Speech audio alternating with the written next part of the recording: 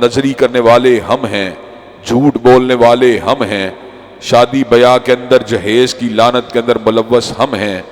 حضرات گرامی قدر کون کون سی برائی ہے جو آج ہماری قوم کے اندر موجود نہیں۔ میں اپنی گفتگو کو مزید آگے بڑھانے سے قبل ایک چھوٹی سی بات کرونا کی تیسری لہر کے حوالے سے بھی کر دینا چاہتا ہوں۔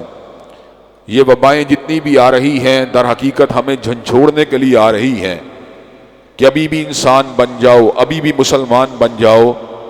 حضرات گرامی قدر میں طبی علاج کا ہرگز مخالف نہیں، آپ کو پہلے بھی پتا ہے، میں نے کہا ایلوپیتھک کا علاج کروانا چاہتے ہیں کروائیں، ہومیوپیتھک کا علاج کروانا چاہتے ہیں کروائیں، حکمت کا علاج کروانا چاہتے ہیں کروائیں، لیکن ایک بات یاد رکھیے کہ جو روحانی اسباب سے مکمل دستبرداری کا راستہ آپ نے تیار کیا ہوا ہے، اس طریقے سے وبائیں دور نہیں ہوا کرتی، اس طریقے سے یہ مشکلات دور نہیں ہوا کرتی۔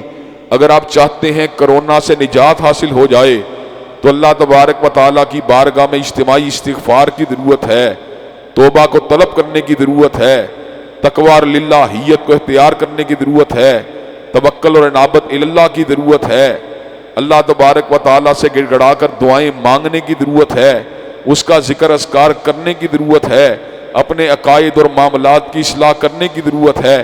اگر ہم یہ کام کر لیں گے تو انشاءاللہ اللہ تبارک و تعالیٰ کرونا کی وبا کو دور کر دے گا۔ حضرات گرامی قدر اس وقت ہندوستان کے اندر کرونا کی وبا اپنے پورے عروج کے اوپر ہے، لیکن آپ ایک بات کے اوپر حیران ہوں گے کہ ہندو سپاہی مسلمانوں کی مسجدوں کے باہر کھڑے ہو کر لاؤڈ سپیکر کے اوپر اعلان کر رہے ہیں کہ مسلمانوں تراویح کے بعد اللہ کی بارگاہ میں دعا مانگیے کہ اللہ تبارک و تعالی ہمارے دیش سے اس وبا کو دور کر دے۔ حضرات گرامی قدر ہندوستانی پولیس مین کو تو اس بات کا علم ہے کہ اللہ تبارک و تعالی کافی و شافی ہے، لیکن اسلامی جمہوریہ پاکستان کے اندر مدینہ کی ریاست کے ماڈل کے اوپر اپنے ملک کو تبدیل کرنے والوں کو ابھی بھی اللہ تبارک و تعالیٰ کی تائید و نصرت کے اوپر یقین نہیں ہے، ابھی بھی شکوک ہیں، ابھی بھی شبہات ہیں، ابھی بھی یہ احساس ہے کہ شاید یہ وبا اتفاق سے آئی ہے۔ حضرات گرامی قدر دنیا کے اندر اتفاق سے کوئی بھی وبا نہیں آتی، جو کچھ بھی ہوتا ہے اللہ تبارک و تعالیٰ کے امر سے ہوتا ہے۔ حضرات گرامی قدر وائرس کے اوپر بھی حکم اگر چلتا ہے مالک کائنات کا چلتا ہے، بیکٹیریا کے اوپر بھی حکم اگر چلتا ہے مالک کائنات کا چلتا ہے۔ حضرات گرامی قدر جو پروردگار عالم جس دور کے اندر حسی اعتبار سے چیزوں کو محسوس کرنے والے لوگ تھے، اللہ نے جوؤں کا عذاب دیا، مینڈکوں کا عذاب دیا، ٹڈیوں کا عذاب دیا۔ جب مائکرو بیولوجی اپنے پورے عروج کے اوپر پہنچ گئی تو پھر بیکٹیریا کی شکل میں، وائرس کی شکل میں، اندیکھی وباؤں کی شکل میں ہمارے اوپر جو ہے مختلف طرح کی آزمائش اور عذابوں کو مسلط کیا گیا۔ حضرات گرامی قدر اللہ تبارک و تعالیٰ کی ذات بہت ہی بڑی ہے، بہت ہی بڑی ہے، بہت ہی بڑی ہے۔ پناہ آج بھی اسی کے پاس ہے، شفا آج بھی اسی کے پاس ہے، عافیت آج بھی اسی کے پاس ہے، تندرستی آج بھی اسی کے پاس ہے، امن آج بھی اسی کے پاس ہے، سکون آج بھی اسی کے پاس ہے، شیلٹر آج بھی اسی کے پاس ہے۔ حضرات گرامی قدر چنانچہ ہمیں اللہ تبارک و تعالیٰ کی بارگاہ میں آگے گڑ گڑا کے دعا مانگنی چاہیے کہ اللہ تبارک و تعالیٰ اس وبا کو پرامن انسانیت سے بھی دور فرما دے اور مسلمان امت سے بھی دور فرما دے۔ اور حضرات گرامی قدر ہمارے گناہوں کی بجائے، ہمارے گناہوں پہ نظر کرنے کی بجائے اپنی رحمت کو ہمارے شامل حال فرما دے۔ انشاءاللہ امید ہے کہ اللہ تبارک و تعالیٰ اس امت کو اور پرامن انسانیت کو دعاؤں کی وجہ سے، استغفار کی وجہ سے، مناجات کی وجہ سے، التجاؤں کی وجہ سے، گڑ گڑانے کی وجہ سے اس پریشانی کو دور کر دے گا۔ جو پروردگار عالم تنوں وزنی غار کے پتھر کو دور کر سکتا ہے، کیا وہ معمولی سے کرونا کو دور نہیں کر سکتا؟ حضرات گرامی قدر ایک آخری مثال دے کے بات کی طرف آؤں گا۔ جنات میں اللہ تعالیٰ نے اتنی طاقت رکھی ہے کہ آسمان تک جست لگاتے ہیں اور آسمان کے سراہوں کے اندر سے باتوں کو سن کر زمین کے اوپر پہنچانے کی کوشش کرتے ہیں۔ جب وہ انسانی جسم کے اندر کبھی داخل ہو جاتے ہیں تو انسان کو فٹس پڑتے ہیں، دورے پڑتے ہیں، انسان خپتی ہو جاتا ہے۔ حضرات گرامی قدر اتنی طاقتور اور سریع الاثر محلوق کو بھی اگر انسانی جسم سے کوئی چیز باہر نکالتی ہے تو اللہ تبارک و تعالیٰ کا ذکر باہر نکالتا ہے، جس پروردگار عالم کے ذکر سے جنات اور جادو کے اثرات ختم ہو جاتے ہیں۔ اللہ تبارک و تعالیٰ کے فضل و کرم سے کرونا کے اثرات بھی اسی سے دور ہوں گے۔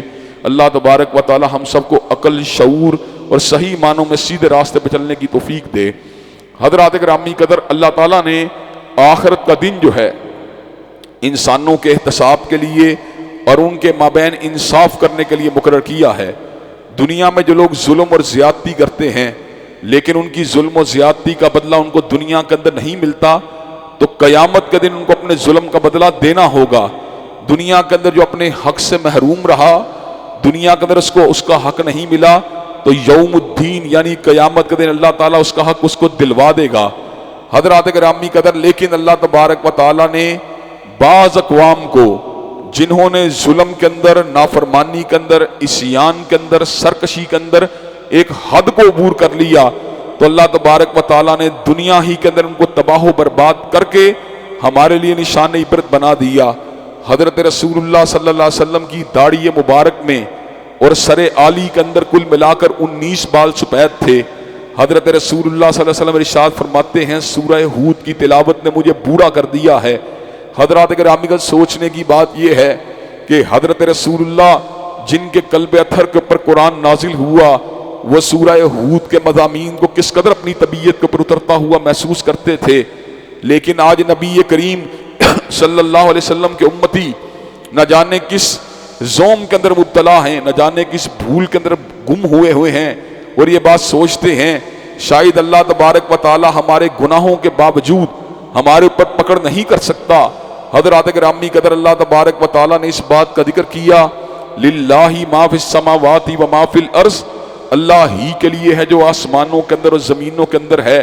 وَإِن تُبْدُوا مَا فِي أَنفُسِكُمْ أَوْ تُخْفُوهُ يُحَاسِبْكُم بِهِ اللَّهُ، اگر تم کسی چیز کو ظاہر کرتے ہو یا چھپاتے ہو، جو بھی گناہ تم کرتے ہو، اللہ تبارک و تعالیٰ اس کو پوری طرح اس کو جج کر رہا ہوتا ہے۔ پھر کیا وجہ ہے کہ بعض لوگوں پہ اللہ تبارک و تعالیٰ کی گرفت آتی ہے اور بعض لوگ گرفت سے بچ جاتے ہیں؟ تو اللہ تعالیٰ نے اس بات کا بڑا ہی زبردست جواب دیا، وَيَغْفِرُ لِمَن يَشَاءُ وَيُعَذِّبُ مَن يَشَاءُ، اللہ جس کو چاہتا ہے پکڑ لیتا ہے اور جس کو چاہتا ہے چھوڑ دیتا ہے۔ اللہ تبارک و تعالیٰ کے سامنے پوری کائنات جواب دہ ہے، لیکن وہ کسی کے سامنے جواب دہ نہیں۔ حضرات گرامی قدر، بعض اقوام جو اللہ تبارک و تعالیٰ کے غضب کا نشانہ بنی، ان میں سے پہلی قوم نوح ہے۔ اس قوم کے اندر یہ عیب تھا کہ یہ بت پرست تھی، ود کی، سوا کی، یغوث کی، یعوق کی، نصر کی پوجا کیا کرتی تھی۔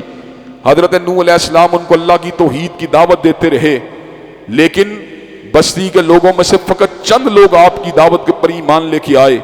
950 برس تک صبح و شام ان کو اللہ کی تبلیغ کی، اللہ کی توحید کی دعوت دی، اور یہ الفاظ خود اللہ نے ان کے سورہ نوح میں قلم بند فرما دیے، انی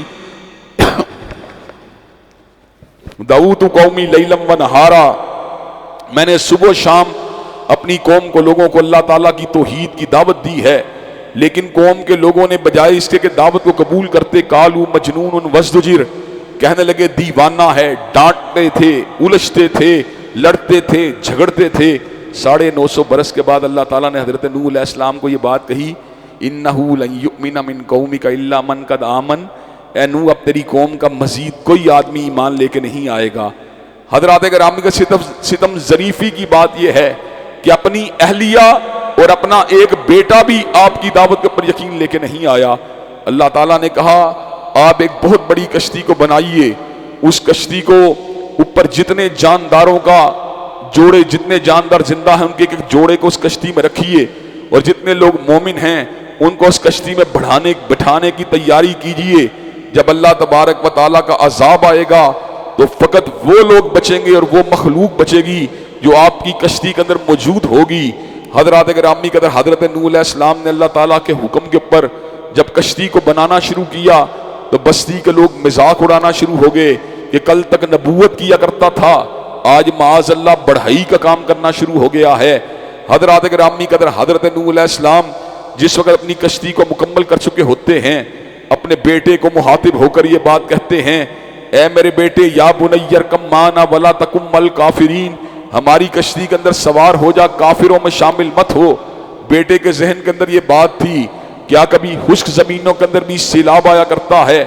کہنے لگا ساوی الی جبل یاسمنی من الماء، کہ بابا کون سے پانی کی بات کرتے ہیں؟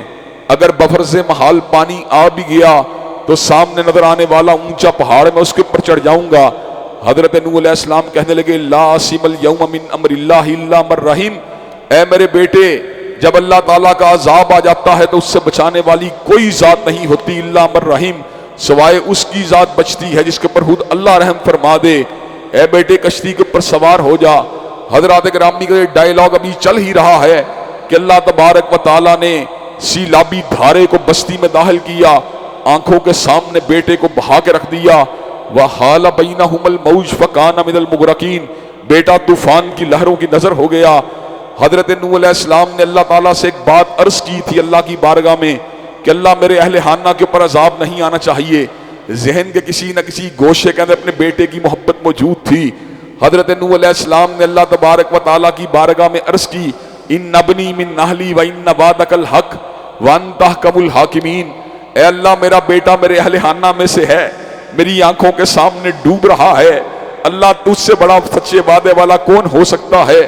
اللہ تبارک و تعالیٰ نے اس موقع پہ تادیباً یہ الفاظ کہے یا نوح انہ لیس من اہلک انہ عمل غیر صالح فلا تسألنی ما لیس لک بہ علم انی اعیذک ان تکون من الجاہلین۔ نوح آپ کا بیٹا ہونے کے باوجود یہ آپ کے اہل میں شامل نہیں۔ نبی کا اہل وہ ہوتا ہے جو اس کے نقش قدم پہ ہوتا ہے، نبی کا اہل وہ ہوتا ہے جو اس کے راستے کے اوپر ہوتا ہے، نبی کا اہل وہ ہوتا ہے جو اس کے منہج اس کے عقیدے کے اوپر ہوتا ہے۔ فلا تسألنی ما لیس لک بہ علم انی اعیذک ان تکون من الجاہلین۔ اے نوح آئندہ کے بعد ایسا سوال مت کیجئے، علماء کی بجائے لا علموں کے اندر شامل مت ہوجئے۔ حضرات گرامی قدر حضرت نوح علیہ السلام نے ایسے عالم میں اللہ کی بارگاہ میں آ کے دعا مانگی ربی انی اعوذ بک ان اسألک ما لیس لی بہ علم والا تغفر لی وترحمنی اکن من الخاسرین۔ اے پروردگار عالم تو مجھے معاف کر دے کہ میں نے ایسا سوال کیا جس کا مجھے علم نہیں تھا، جس کے نتیجے کی مجھے معرفت نہیں تھی۔ وَإِلَّا تَغْفِرْ لِي وَتَرْحَمْنِي أَكُن مِّنَ الْخَاسِرِينَ، اور اگر آپ نے معاف نہ کیا رحم نہ کھایا تو میں خسارہ پانے والوں میں شامل ہو جاؤں گا۔ اللہ تبارک و تعالیٰ جو بڑے ہی رحیم و کریم مولا ہیں، جو بڑے ہی رؤوف مولا ہیں، اللہ تبارک و تعالیٰ نے اس موقع پہ حضرت نوح کے پر سلامتی کا نزول فرما دیا، برکات کا نزول فرما دیا۔ حضرات گرامی قدر اس پورے کے پورے واقعے میں عبرت ہے دو اعتبار سے۔ ایک عبرت کا پہلو یہ ہے کہ ہدایت اگر کسی کے پاس ہے فقط پروردگار عالم کے پاس ہے۔ نگاہ مرد مومن سے تقدیریں نہیں بدلتی، بلکہ تقدیر اگر بدلتی ہے تو اللہ کے امر سے بدلتی ہے، مومنوں کی گڑگڑاہٹ سے بدلتی ہے۔ اور دوسرا عبرت کا پہلو یہ ہے کہ حضرت نوح نے جو سوال کیا اس کے نتیجے کا علم فقط پروردگار عالم کے پاس تھا۔ اس کا مطلب یہ ہے کل لا یعلم من فی السماوات والارض الغیب الا اللہ، زمین و آسمان کے اندر غیب کو جاننے والا پروردگار عالم کے سوا کوئی بھی نہیں ہے۔ حضرات گرامی قدر یہاں پر اللہ تعالیٰ نے نوح علیہ السلام کی قوم کو سیلاب کے دھارے کی نظر کر دیا، وہیں پر قوم عاد کے لوگ بھی اپنے شرک کی وجہ سے اللہ تبارک و تعالیٰ کے غضب کا نشانہ بنے، اور اللہ تبارک و تعالیٰ نے آندھیوں کے ذریعے ان کو اکھاڑ کے پرے پھینک دیا۔ قوم عاد کے لوگوں کو اس بات کے اوپر گھمنڈ تھا، وہ یہ الفاظ کہا کرتے تھے من اشد منا قوہ، ہم سے زیادہ طاقتور کون ہے؟ اللہ تعالیٰ نے کیا کیا؟ اللہ نے ان دیکھی ہواؤں کو ان کے اوپر مسلط کر دیا۔ حضرات گرامی قدر یہ ہوا جب تھمی ہوئی ہے تو بالکل نظر نہیں آ رہی، ہمارے ہاتھ اس کو محسوس بھی نہیں کر سکتے، لیکن جب اسی ہوا کے اندر تغیر آتا ہے، تبدل آتا ہے، یہ ہوا جس وقت اپنی پوری رفتار کے اوپر بڑھتی ہے تو انسان کے لیے اپنے کپڑے سنبھالنا بھی مشکل ہو جاتا ہے، اور کئی ایسے ٹوسٹر آتے ہیں جو بڑی بڑی گاڑیوں کو کھاڑ کے پرے پھینک دیتے ہیں، جو بڑی بڑی بلڈنگوں کو کھاڑ کے پرے پھینک دیتے ہیں۔ اللہ تبارک و تعالیٰ نے ایسے ہی ایک ٹوسٹر کو قوم عاد کے اوپر مسلط کر دیا، اور اللہ تبارک و تعالیٰ فرماتے ہیں تدمر کل شیء تدمر کل شیء بامر ربھا، اس ہوا نے اللہ کے حکم سے ہر ایک چیز کو پائے مال کر کے رکھ دیا۔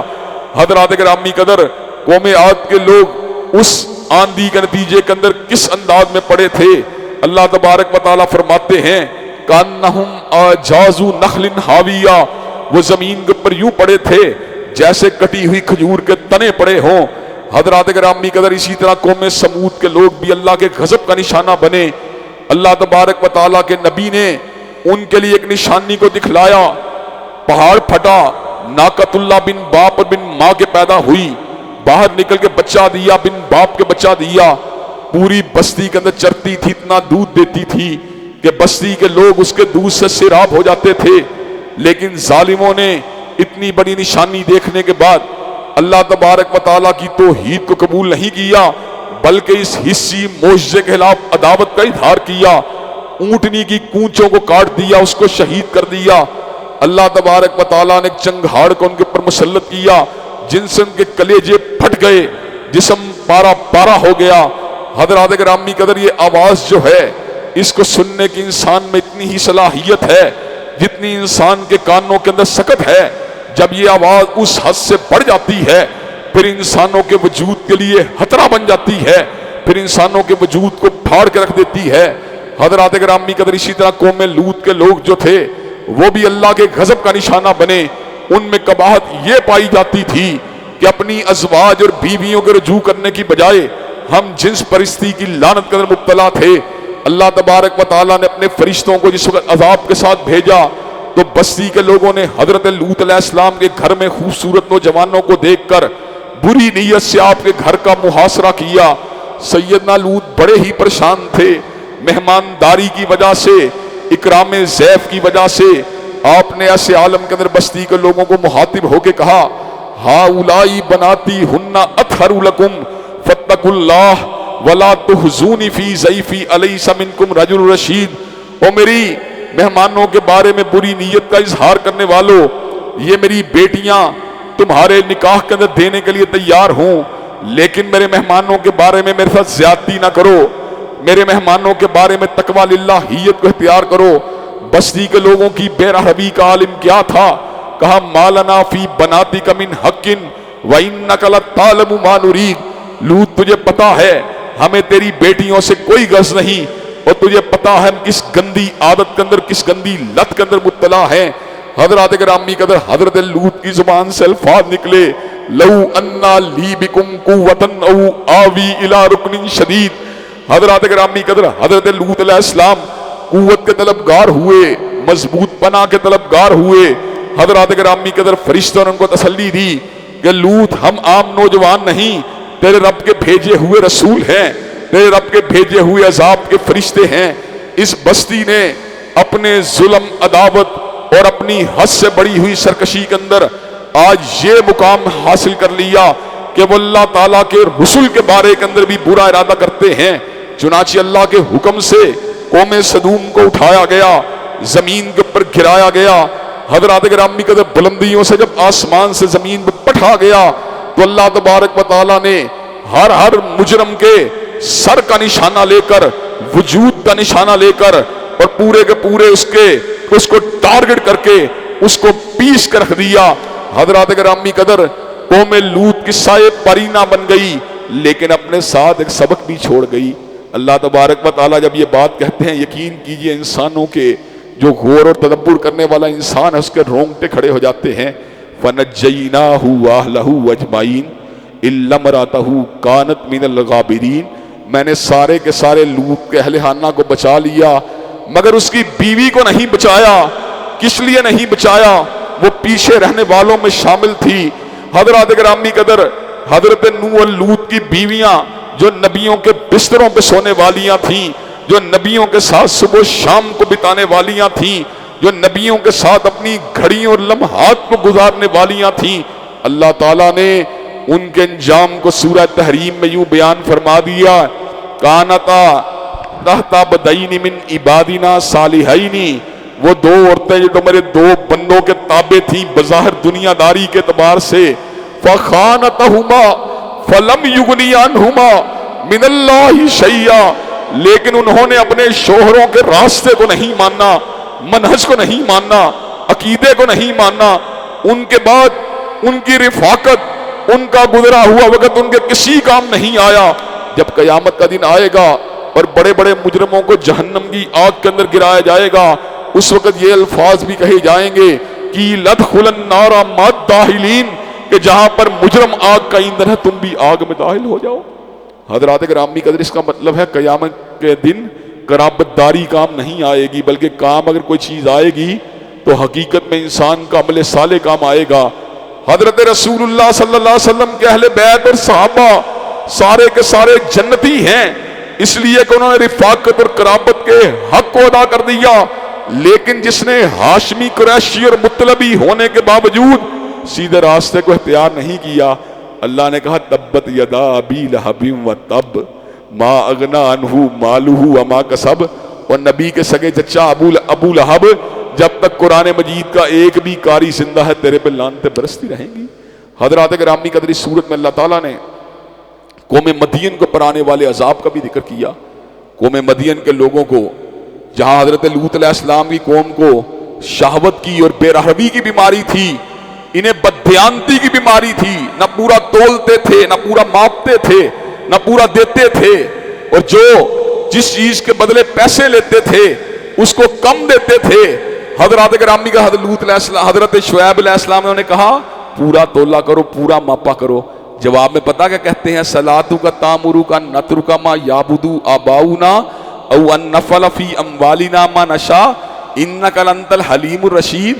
شعیب تیری نماز کتنی عجیب ہے، یہ ہمیں غیر اللہ کی پوجا سے بھی روکتی ہے اور ہمارے کاروباری معاملات میں مداخلت بھی کرتی ہے۔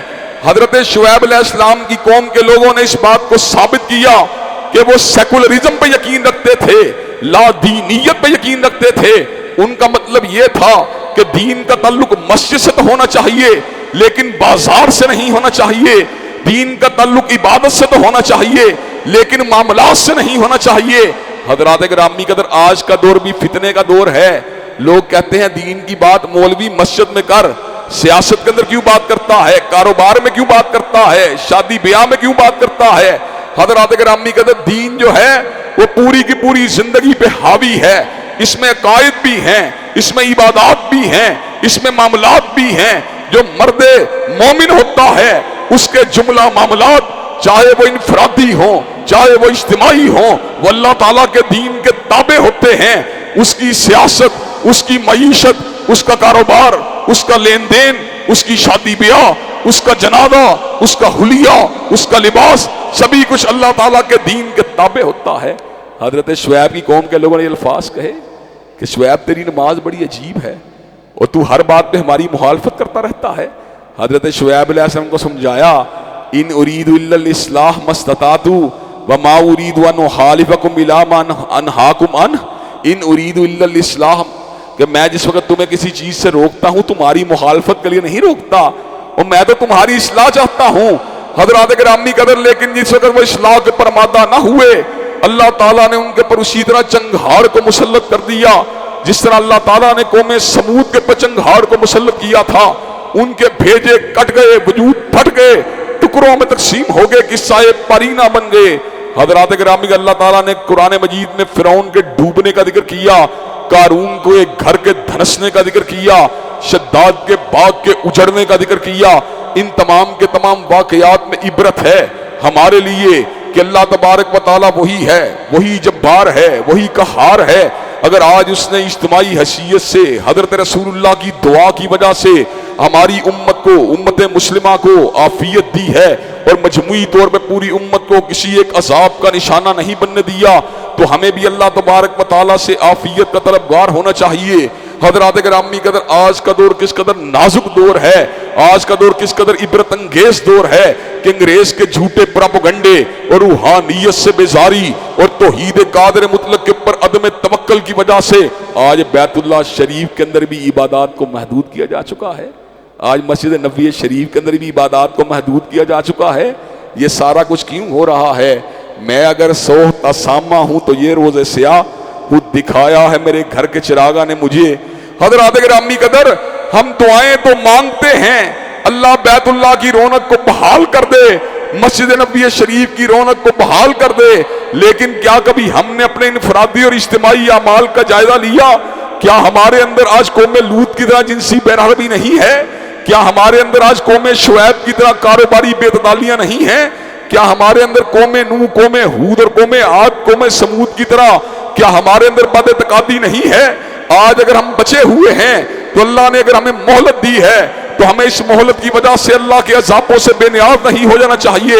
یہ کرونا کی وبا اور مختلف قسم کی آزمائشیں، معیشت کا ڈھلنا، معاشرے میں بدامنی کا پیدا ہونا، سٹریٹ کرائم کا بڑھنا، ریپ کے واقعات کا ہونا، در حقیقت ان تمام کے تمام واقعات میں ہمارے لیے تنبیہ ہے کہ ابھی بھی صدر جاؤ، وگرنہ اللہ تبارک و تعالیٰ کے عذاب کا کوڑا بڑا ہی شدید ہے۔ ان بطش ربک لشدید، یقین اللہ کی پکڑ انتہائی شدید ہے۔ اللہ تبارک و تعالیٰ ہم سب کو صحیح معنوں میں کتاب و سنت کو سمجھنے، دل میں جگہ دینے، ان پہ عمل پیرا ہونے کی توفیق دے۔ انشاءاللہ کل سورہ یوسف اور اس کے بعد جو ایک دو سورتوں کے چھوٹے چھوٹے مضامین ہیں ان کو بھی آپ حضرات کے گوش گدار کیا جائے گا۔ سورہ یوسف تو کہ اپنے اندر معنی کے اور مضامین کے ایک سمندر کو لیے ہوئے ہے، اس لیے میں نے آج اس کو مناسب نہیں سمجھا کہ سورہ ہود کے ساتھ جوڑ کے بیان کیا جائے۔ اللہ تبارک و تعالی ہم سب کو صحیح معنوں میں کتاب و سنت کو سمجھنے، اس میں عمل پیرا ہونے کی توفیق دے۔ وآخر دعوانا الحمدللہ رب العالمین۔ الحمدللہ رب العالمین الرحمن الرحیم مالک یوم الدین، ایاک نعبد و ایاک نستعین، اہدنا الصراط المستقیم صراط الذین انعمت علیہم غیر المغضوب علیہم ولا الضالین آمین۔ الف لام میم اللہ لا الہ الا هو الحی القیوم و الہکم الہ واحد لا الہ الا هو الرحمن الرحیم۔ اللہم صلی علی محمد وعلی آل محمد کما صلیت علی ابراہیم وعلی آل ابراہیم انک حمید مجید۔ اللہم بارک علی محمد وعلی آل محمد کما بارکت علی ابراہیم وعلی آل ابراہیم انک حمید مجید۔ اے اللہ ہم سب کے گناہوں کو معاف فرما، اے اللہ ہم سب کی تکلیفوں کو رفع فرما، اے اللہ ہم سب کی بے چینیوں بے قراریوں کو دور فرما، اے اللہ ہم سب کے گھروں میں امن و سکون اور راحتوں کا نزول فرما۔ اے اللہ ہمارے گناہوں کی وجہ سے جتنی بھی پریشانیاں آ چکی ہیں ان پریشانیوں کو دور فرما۔ اے اللہ آئندہ آنے والی زندگی میں ہمیں گناہوں سے اور سیئات سے محفوظ و مامون فرما۔ اے اللہ ہماری روحانی پریشانیوں کو دور فرما، اے اللہ ہماری جسمانی بیماریوں کو دور فرما، اے اللہ نفسیاتی عارضے دور فرما، اے اللہ شیطانی عارضے دور فرما، اے اللہ دین و دنیا کی اعلیٰ ترین کامیابیوں کامرانیوں سے امکنار فرما۔ اللہ دنیا و آخرت کی ذلت اور رسوائیوں سے محفوظ و مامون فرما۔ اے اللہ اسلام والی زندگی ایمان والی موت نصیب فرما۔ اے اللہ ہمیں اقوام سابقہ کے انجام سے عبرت حاصل کرنے کی توفیق نصیب فرما۔ اے اللہ تقوی طہارت اور للہیت والی زندگی نصیب فرما۔ اللہ ماضی میں جتنے گناہ ہو چکے اللہ ان گناہوں سے آئندہ کے بعد بچنے کی توفیق نصیب فرما۔ اے اللہ رمضان کے روزوں کو قبول و منظور فرما، اللہ رمضان کی راتوں کے قیام کو قبول و منظور فرما۔ ربنا آتنا فی الدنیا حسنۃ وفی الآخرۃ حسنۃ وقنا عذاب النار۔ اللہم صلی علی محمد وعلی آل محمد کما صلیت علی ابراہیم وعلی آل ابراہیم انک حمید مجید۔ اللہم بارک علی محمد وعلی آل محمد کما بارکت علی ابراہیم وعلی آل ابراہیم انک حمید مجید۔ سبحان ربک رب العزت عما یصفون وسلام علی المرسلین والحمد للہ رب العالمین۔